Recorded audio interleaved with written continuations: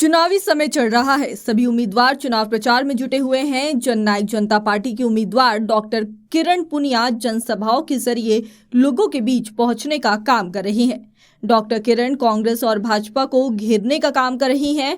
ऐसे ही आज डॉक्टर किरण पुनिया ने जनसभा में बोला कि रतन लाल कटारिया 9 साल तक सांसद रहे। क्या आपने उन्हें आपके हृदय की आवाज सुनकर आपके प्रति लोकसभा की आवाज बनकर सांसद में सुना? आप शैलजा और वरुण से पूछे कि क्या किया, हम किस बेस पर वोट दें। जननायक जनता पार्टी के दुष्यंत चौटाला द्वारा किए गए कार्य को लेकर उन्हीं के बेस पर वोट की अपील आप लोगों के बीच करने आई हैं। डॉक्टर किरण पुनिया ने लोगों से वादा करते हुए कहा कि अगर आप उन्हें यहां से सांसद बनाकर भेजें तो वे सांसद में आप लोगों के हकों की आवाज इस लोकसभा क्षेत्र की आवाज बनकर वैसे ही गूंजने का काम करेंगी जैसे दुष्यंत चौटाला ने किया था। 2014 में वे सबसे छोटी आयु के सांसद बनकर गए थे। वे ट्रैक्टर लेकर सांसद में पहुंचे थे। उनसे जब प्रश्न पूछा कि ट्रैक्टर क्यों लाए हैं तो उन्होंने बताया कि किसानों का सबसे मजबूत हथियार होता है। ऐसी सोच को लेकर वे आपके हाथों की आवाज बुलंद करेंगी।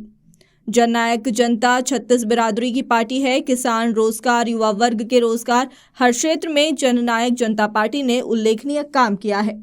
आदरणीय कटारिया जी 9 साल तक यहाँ सांसद रहे, लेकिन क्या कभी आपने उन्हें आपके हल्के की आवाज सुनकर, आपके इस लोकसभा क्षेत्र की आवाज बनकर कभी बोलते हुए संसद में सुना? मुझे नहीं लगता आप लोगों ने सुना होगा, क्योंकि मैंने तो नहीं सुना। पिछली बार केंद्र में उन्हें मंत्री भी बनाया गया, उनका लाइफस्टाइल, उनका प्रतिष्ठा तो बढ़ी, पर क्या आपके लोकसभा क्षेत्र की कोई इस तरह की कोई परियोजना आई, कोई नया विकास का काम हुआ, नए रोजगार के अवसर आए? मुझे नहीं लगता। आप प्रत्यक्ष हैं, आप जानते हैं ऐसा कुछ नहीं हुआ। उससे पहले भी 10 साल कांग्रेस का प्रतिनिधि बनाकर आपने लोकसभा से, इस लोकसभा से संसद में भेजने का काम किया है, लेकिन कोई विकास कार्य नहीं हुआ। अगर विकास हुआ होता तो आज बहन शैलजा यहाँ से चुनाव लड़ रही होती, पर आप पूछना लें कि क्या किया, हम किस देश पर आपको वोट दें, तो इसलिए सरसा चले। तो मैं केवल अपने किए हुए कार्य को, मेरी जननायक जनता पार्टी, मेरे आदरणीय दुष्यंत चौटाला जी के किए हुए कार्य को, जो कि ब्लैक एंड व्हाइट है, आप सब जानते हैं उन बातों को, मैं उन्हीं के बेस पर आप लोगों से वोट की अपील करके आई। और मैं आपसे वादा करती हूँ, अगर आपने मुझे यहाँ से सांसद बनाकर भेजा, मैं संसद में आपकी हकों की आवाज, इस लोकसभा क्षेत्र की आवाज बनकर वैसे ही गूंजने का काम करूंगी जैसे आदरणीय दुष्यंत चौटाला जी ने किया था। 2014 में सबसे छोटी आयु के वो सांसद बन के गए और उस समय ट्रैक्टर को कमर्शियल व्हीकल की श्रेणी में लाकर खड़ा कर दिया गया। ट्रैक्टर लेके संसद में पहुंच गए थे, तब पूछा गया कि ट्रैक्टर कौन लेकर आया है? पता चला कि आदरणीय दुष्यंत जी लाए हैं। क्यों लाए हैं? क्योंकि ट्रैक्टर जो कि किसान का सबसे मजबूत हथियार होता है, तो उसको कमर्शियल व्हीकल बना दिया गया। तो जब इन्होंने आपके हकों की लड़ाई लड़ी तो ट्रैक्टर को कर मुक्त कराया, जिसका फायदा न केवल हरियाणा को बल्कि पूरे हिंदुस्तान को हुआ। ऐसी सोच और ऐसी विचारधारा को लेकर मैं आपके हकों की आवाज बुलंद करने के लिए, आपके क्षेत्र के विकास के लिए संसद तक जाना चाहती हूँ और आपके सहयोग के बिना ये बात अधूरी है। तो मैं केवल ये अपील करना चाहती हूँ, आने वाली जो 25 तारीख है वो इस प्रजातंत्र का महापर्व है। आप सबसे वोट की अपील करती हूँ और ये प्रजातंत्र का पर्व 5 साल के बाद आता है। आप सब जानते हैं इस बात को। आपका ये वोट दो धारा तलवार होता है। अगर सही प्रत्याशी को पड़े तो विकास और रोजगार के अवसर आएंगे, और अगर गलत हाथों उम्मीदवार के तौर पे आएंगे। और आप लोगों से वोट की अपील करती हूँ। मैं वोट की अपील अपने 4.5 साल का जो हमारा कार्यकाल रहा सरकार में, तो उसके आधार पर करूँगी। हमने 4.5 साल सरकार में रहकर जो कार्य हो चुके हैं वही मैं आपको 2-4 उनके बारे में बात करूंगी और उन्हीं के आधार पर आपसे वोट की अपील करूंगी। जननायक जनता पार्टी 36 बिरादरी की पार्टी है, किसान और कमेरी की पार्टी है। किसान और कमेरा वर्ग हो, महिलाओं के उत्थान और विकास की बात हो, रोजगार के नए अवसरों की बात हो, हमारे युवा बाकियों के रोजगार के अवसरों की बात है तो हर क्षेत्र में जननायक जनता पार्टी ने उल्लेखनीय काम किया है। और कुछ कामों का जिक्र मैं ज़रूर आपके सामने करना चाहूँगी कि एक तो किसान और कमेन्ड वर्ग के लिए अगर हम बात करें तो MSP पे 14 फसलें केवल हरियाणा प्रांत में हैं, बाकी और राज्यों में कहीं पर भी 14 फसलें MSP पे नहीं खरीदी जाती। इसके अलावा जब फसल खराबे की बात आती है तो फसल खराबे की स्थिति में भी जननायक जनता पार्टी के कारण जो 15,000 रुपये तक का जो प्रति एकड़ के हिसाब से बीमा राशि का जो मुआवजा था वो दिलाने का काम आदरणीय दुष्यंत जी ने किया। उसके अलावा अगर हम बात करें OBC वर्ग की, OBC वर्ग में 8% का जो आरक्षण है वो जननायक जनता पार्टी के कारण है। कानून बनाया कि कम से कम गांव में एक पंच तो OBC वर्ग से आना चाहिए। महिलाओं के उत्थान की बात सब पार्टियां करती हैं, महिलाओं के विकास और उसके सशक्तिकरण की बात हर पार्टी करती है, लेकिन कानून कौन बनाता है? जननायक जनता पार्टी ने वो कानून बनाया।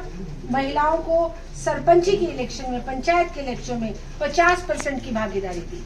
आज हर दूसरे गांव में महिला सरपंच है। 33% का आरक्षण महिलाओं को राशन डिपो में दिया ताकि वो समाज में कंधे से कंधा मिलाकर आगे बढ़ सके और अगर राजनीति के क्षेत्र में आना चाहे तो वो भी उसके लिए दरवाजे खुले रहेंगे। रोजगार के नए अवसरों की बात करें तो मारुति जैसा बड़ा प्लांट खरखोदा में लगाया और 900 एकड़ की जमीन पर जो मारुति का प्लांट लगा तो उससे क्या होगा कि हमारे प्रदेश के युवाओं को और रोजगार के अवसर मिलेंगे। अगर हम बुजुर्गों के सम्मान के बारे में मैं बताऊं तो आज मेरे बुजुर्गों को हरियाणा में 3,000 पेंशन मिलती है। ये जो पेंशन राशि है, ये जो सम्मान की राशि है, ये आदरणीय ताऊ देवीलाल जी ने 100 रुपए से शुरू की और 100 रुपए से शुरू होकर आज 3,000 तक पहुंची है। बाकी और जगहों पर ऐसा नहीं है। बीजेपी वाले भी आपके पास आएंगे, आके वो भी कहेंगे कि हमने बुढ़ापा पेंशन 3,000 कर दी। तो बस मैं ये पूछना चाहूंगी और अगर आए तो आप भी पूछना कि 3,000 अगर बीजेपी ने की है बुढ़ापा पेंशन तो बाकी राज्यों में क्यों नहीं की, जहां पर बीजेपी की पूर्ण बहुमत की सरकार है।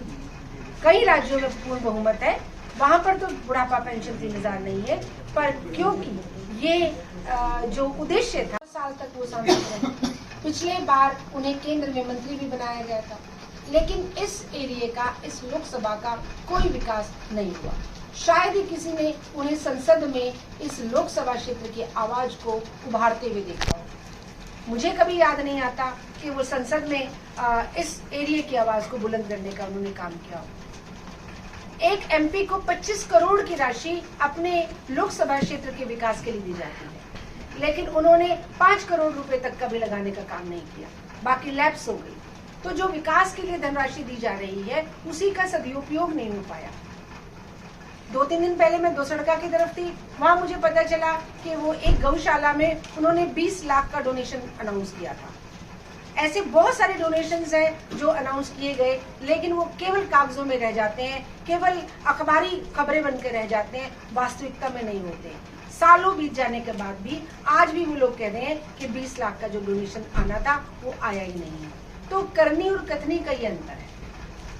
अब 2 दिन के बाद 18 तारीख को 18 शतकल लिए, तो 2 दिन के अंतराल में मोदी जी खुद अंबाला लोकसभा क्षेत्र में आ रहे हैं वोट की अपील करने। एक प्रधानमंत्री को वोट की अपील करने आना पड़ रहा है, तो इसका अभिप्राय क्या हुआ कि उन्होंने ऐसा कोई काम नहीं किया जो जनता याद रख सके। उन्हें आने की आवश्यकता क्यों पड़ गई है?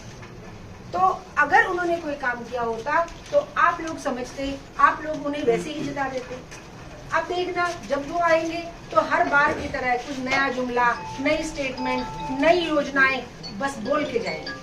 पिछले बार भी बोल के गए थे कि मैं जैसे बंद पड़ी फैक्ट्रियां मैंने गुजरात में चालू कर दी है, ऐसे ही मैं इस अंबाला लोकसभा क्षेत्र का HMT चालू कर दूंगा। वो बहुत बड़ी बड़ी बात करते हैं, गुजरात मॉडल की बात करते हैं, पर गुजरात से हमें क्या लेना देना? हमें तो ये पता चले कि हमारे इस एरिया में क्या किया। HMT जो उन्होंने पिछले प्लान में घोषणा की थी, उसका नवीनीकरण करने की, उसको चालू करने का जो काम था वो आज भी नहीं हुआ। आज भी HMT की हालत ज्यों की त्यों है। तो बहुत बार आपको बरगलाने की कोशिश की जाएगी और बताया जाएगा कि हम ये करेंगे, हम वो करेंगे। मोदी साहब, भाजपा सरकार तो बहुत कुछ कहती रहती है। करनी और कथनी का यही अंतर बहुत है। 2-4 चीजें मैं आपसे बात करूंगी, आप सभी इन बात को जानते भी होंगे। पहले वो कहते थे कि काला धन आएगा विदेशों से और 15-15 लाख हर देशवासी के खाते में आएंगे। आप सबने सुनी होगी वो बात। तो 15 पैसे भी नहीं आए। फिर बोलते थे कि 2 करोड़ रोजगार हर वर्ष दिए जाएंगे। तो बेरोजगारी तो चरम पे है। कहाँ 2 करोड़ रोजगार दिए, बल्कि रोजगारों को छीनने का काम किया। हर चीज प्राइवेट हो रही है। आज हर चीज जो हमारे यहाँ आकर्षण था, सरकारी नौकरियां, हमारे युवा सरकारी नौकरियों की तरफ भागते थे। आज वो सरकारी नौकरियां खत्म होने के कगार पे है, क्योंकि हर चीज प्राइवेट हो गई। हर चीज अडानी और अंबानी को दी जा रही है। हमारे जैसे पीछे अब ये कॉन्ट्रैक्ट खेती की बात है। अब मैं देखती हूँ हाईवेज पे बड़े बड़े गोडाउन्स बने हुए हैं। वो गोडाउन में क्या है? यही भ्रष्टाचार का कारण बनता है, यही महंगाई का कारण बनता है। आज महंगाई भी अपने चरम पर है। पहले सिलेंडर